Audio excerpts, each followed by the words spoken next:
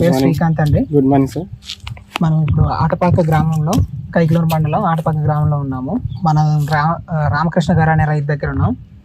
Sir మీరు ఎన్నేళ్ళుగా culture చేస్తున్నారు sir? గత 7 సంవత్సరాల నుంచి మనం రొయ్యల చెరువు కల్చర్ చేస్తున్నామండి. ఎన్ని సంవత్సరాలుగా వాటర్ బేస్ వాడుతున్నారు సార్? గత 3 సంవత్సరాల నుంచి మనం వాటర్ బేసే వాడుతున్నాం.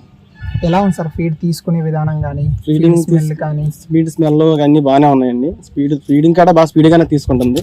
రొయ్యగా ఫీడింగ్ మనం మేత కొట్టగానే చాలా స్పీడ్గానే తీసుకుంటుంది. మనకి టన్నేజ్ కూడా 14 టన్నులు, మొన్న 14 టన్నులు వాడాం మనం. 14 టన్నులు మనకి సరుకు వచ్చింది. ఎంత కౌంట్లో పెట్టారు సార్? అది 60 కౌంట్ పెట్టాం మనం. 70 రోజులకి 60 కౌంట్ పెట్టాం. 70 రోజులకి 60 కౌంట్ పెట్టారు. మనకి మేతలు మీకు వచ్చే విధానం కానీ అంతా ఎలా సార్? ఎఫ్సిఆర్లు అన్ని ఎఫ్సిఆర్లు మనకి బాగా వస్తుంది సార్. మనకి గత 3 సంవత్సరాల నుంచి మనకి బాగానే ఎఫ్సిఆర్లు అని బాగా వస్తుంది. నెంబర్ కానీ అది కానీ ఫీడింగ్ కానీ. మీరు వాడారు కదా సార్, మీరు సక్సెస్ అయ్యారు కదా. మీ తోటి రైతులు వీళ్ళు ఏమైనా మిమ్మల్ని, మన తోటి రైతులు కూడా మళ్ళీ మన 60 కౌంట్ పెట్టినప్పుడు మనల్ని అడిగారు. బాగా వచ్చింది, టన్నేజ్ కూడా బాగా అయింది, ఏ ఫీడ్ వాడుతున్నారు ఏంటి అని. ఈసీఆర్లు కూడా ఎలా వచ్చినాయి అన్నారు.